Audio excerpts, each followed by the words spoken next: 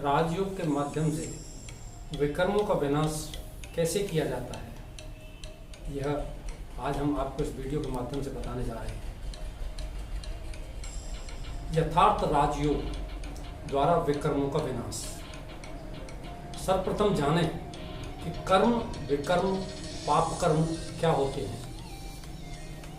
कर्म अर्थात हमारी कर्मेंद्रियों द्वारा किया गया प्रत्येक एक्शन, जैसे देखना, सुनना, बोलना, पढ़ना, लिखना, खाना, पीना, हाथों से, पैरों से कुछ संकल्प करना, महसूस करना इत्यादि। अगर ये सभी हम परमात्मा आज्ञाओं पर करते हैं तो ये श्रेष्ठ कर्म कहलाते हैं, और मनमत या परमत पर करते हैं तो विकर्म बन जाते हैं। ये सब कुछ हमारे दिमाग यानी हार्डवेयर और आत्मा सॉफ्टवेयर में रिकॉर्ड होता रहता है, जो कभी समाप्त नहीं होता। यही कारण है कि 20 वर्ष पहले की कोई बात, कोई घटना, कोई दृश्य, कोई आवाज, टेस्ट उन्हें सामने आने पर स्मृति हो जाती है। जब कोई चीज बार बार रिकॉर्ड होती है तो वह संस्कार बन जाती है। यदि सत्वगुणी संस्कार है तो पुण्य कर्म, और तमोगुणी संस्कार है तो पाप कर्म बनते हैं। 5 विकारों के बश होकर जो भी कर्म करते हैं वे विकर्म कहलाते हैं। और इसके अलावा इनके 2 बच्चे भी हैं, जैसे आलस्य, अलविदापन, ईर्ष्या, द्वेष, घृणा, नफरत, निंदा, आलोचना, शक करना, अनुमान के आधार पर, चिंता के बश होकर, डर के बश होकर कोई भी कार्य करना, किसी के प्रेशर में कोई कार्य करना, जल्दी में कोई कार्य करना, बेचैनी में कोई कार्य करना, ये सब कर्म होते हैं। वे सब विकर्म के खाते में जमा होते हैं। गिनती करो, एक दिन में कितनी बार क्रोध किया, फिर एक वर्ष में कितनी बार हो गया, एक वर्ष में कितनी बार गुस्सा हो गया, फिर 84 जन्म में कितनी बार।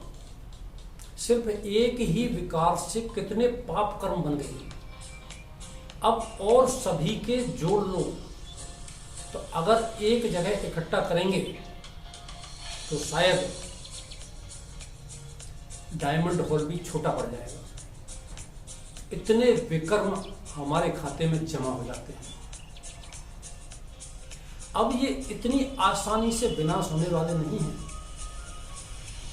कि बस योग में बैठे, बाबा को थोड़ा याद किया और तुरंत विनाश हो गए। नहीं, ये एसएमएस की तरह हैं जो फोल्डर में स्टोर रहते हैं। जैसे पहले एसएमएस को फोल्डर में जाकर के खोलना पड़ता है, फिर डिलीट मारा जाता है, उसी प्रकार विकर्म बाबा की याद में बैठते हैं, परमधाम जाते हैं, वहाँ विकर्म का फोल्डर खुलता है, फिर एक एक करके डिलीट होता है। उक्त अब याद करो कि बाबा का बनने के बाद कितने विकर्म किए, उसका वो एक विकर्म का 100 गुना जमा होता है। बाबा की अवज्ञा महापाप है। अब तक कितनी अवज्ञाएं की, उनका कितना गुना जमा हुआ, पहले तो उससे विनाश करना है।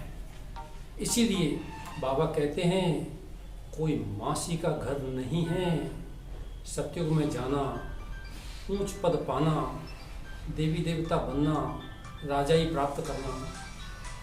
विकर्म विनाश करने में मेहनत बहुत है।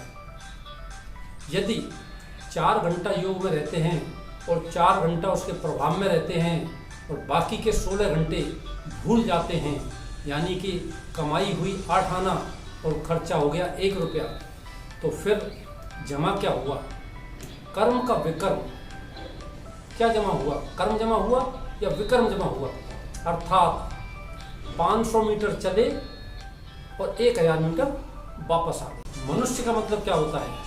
जो मन के वशीभूत होकर कर्म करता है वह मनुष्य कहलाता है। ब्राह्मण बेहद की माँ, अर्थात जिसका मन बुद्धि बेहद में हो, जो संसार के बारे में सोचता हो, जिसके मन में बेहद की रिकॉर्डिंग है, लगाव झुकाव टकराव वाला ब्राह्मण नहीं हो सकता। ब्राह्मण से फरिश्ता में जाने के 5 स्टेप हैं। ब्राह्मण, विकर्माजीत, कर्मातीत, अव्यक्त और फिर फरिश्ता। विकर्माजीत, सारी मेहनत इसी में है। पहले तो बाबा का बनने के बाद जो विकर्म किए हैं उन्हें विनाश करो, फिर उल्टा चलो। 83वें जन्म के विकर्म, फिर 82वें जन्म के विकर्म, फिर 81वें जन्म के विकर्म, फिर 80वें जन्म के विकर्म, ऐसे इस प्रकार करते करते 21 जन्म तक आना है। फिर हर जन्म के 3 भाग हैं, बचपन, जवानी और बुढ़ापा। सबसे जास्ती विकर्म जवानी यानी कि 15 से 55 की उम्र में होते हैं। फिर आता है हनीमून फेस। मैं आत्मा हूँ, परमपिता परमात्मा की संतान हूँ, मैं एक्टर हूँ, बाबा डायरेक्टर है। हर एक के साथ मेरा पार्ट पिछले जन्मों का हिसाब किताब है। पत्नी, बच्चे, माता पिता, भाई बहन, सगे संबंधी, पड़ोसी, मित्र इत्यादि। हनीमून फेस बचपन की अवस्था होती है, जिसे बाबा गोदी में खिलाता है, फिर धीरे धीरे अंगुली पकड़कर चलना सिखाता है। अब वह धीरे धीरे चलने लग जाता है तो अंगुली छोड़ देता है और हनीमून पीरियड समाप्त हो जाता है। फिर परीक्षाओं का दौर शुरू होता है। सब कुछ सही चलता है, योग भी अच्छा लगता है, याद में भी ठीक रहते हैं। एकदम से योग लगना बंद हो जाता है, मुरली भी समझ में नहीं आती, मन विचलित हो जाता है, बुद्धि चलायमान हो जाती है। क्यों? ऐसा इसलिए होता है कि जैसे हम 82वें जन्म में विकर्मों को विनाश कर रहे थे, तो अंत से बुढ़ापे के विकर्मों से चले, फिर जवानी के विकर्म शुरू होते हैं, तो जास्ती पाप कर्म का खाता जो होता है वो जवानी का होता है। तो फिर कुछ दिन बाद सब पहले जैसा ठीक हो जाता है, क्योंकि बचपन के विकर्म आ जाते हैं। इसी प्रकार 63 जन्मों तक ऐसा ही चलता रहता है। फिर विकर्म विनाश होते होते जब हम 21वें जन्म पर पहुंचते हैं तो कर्मातीत अवस्था को प्राप्त कर जाते हैं। अगर कोई मर्यादा बीच में टूटी, पवित्रता, शुद्धता, क्रोध, अहंकार कुछ भी हो गया, तो फिर वापस 84वें जन्म पर आ जाएंगे और फिर उसी पवित्रता से, उसी प्रक्रिया से गुजरना पड़ेगा। सांप सीढ़ी का खेल है। 4 नियम व 4 धारणाएं होती हैं। कभी भी किसी भी कीमत पर 4 नियम व 4 धारणाएं नहीं छोड़नी है। 4 गोली रोज खानी है।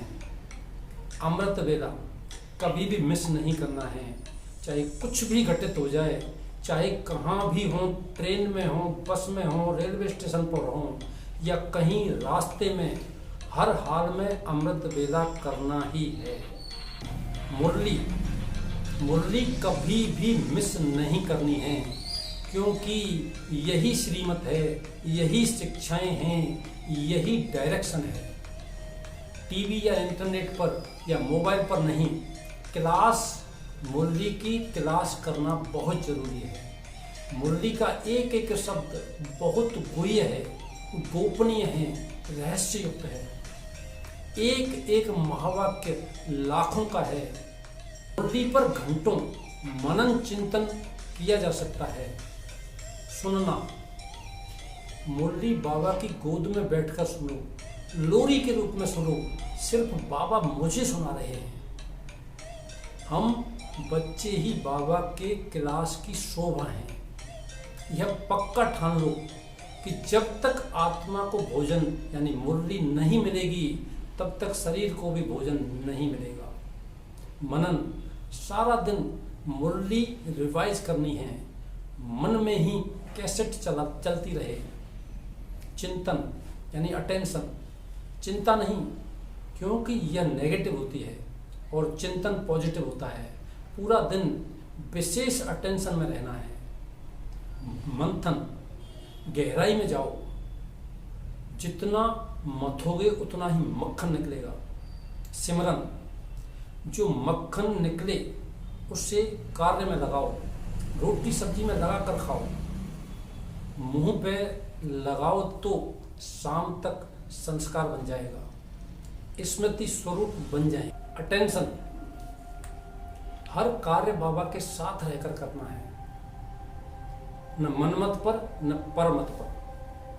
सोने से पहले नोट बनाना है, लिखने से मन की भावना निकलती है और भावना ही बाप को देनी है। सच्चा सच्चा पोता में रखना है, चार्ट जरूर रखना है, बाबा की गोद में सोना है, क्योंकि हमारा बेड तो हमारे शरीर का गैरेज है, आत्मा का बेड है बाबा की गोद। ये दवाई की गोली हर रोज लेनी है। परहेज, व्रत क्या करना है?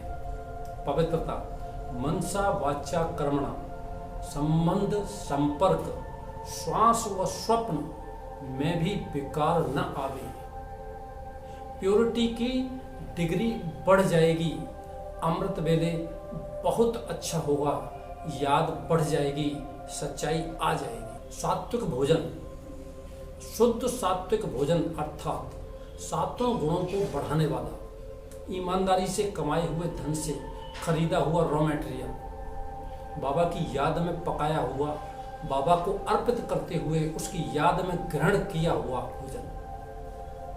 स्वाद के वश होकर न खाओ, अंकुरित भोजन, फल सलाद आदि की मात्रा बढ़ाओ। चाय कॉफी भी तामसी भोजन है, बासी भोजन कभी नहीं करना है। सत्संग, बाबा और मुरली का संग ही सत्य का संग है।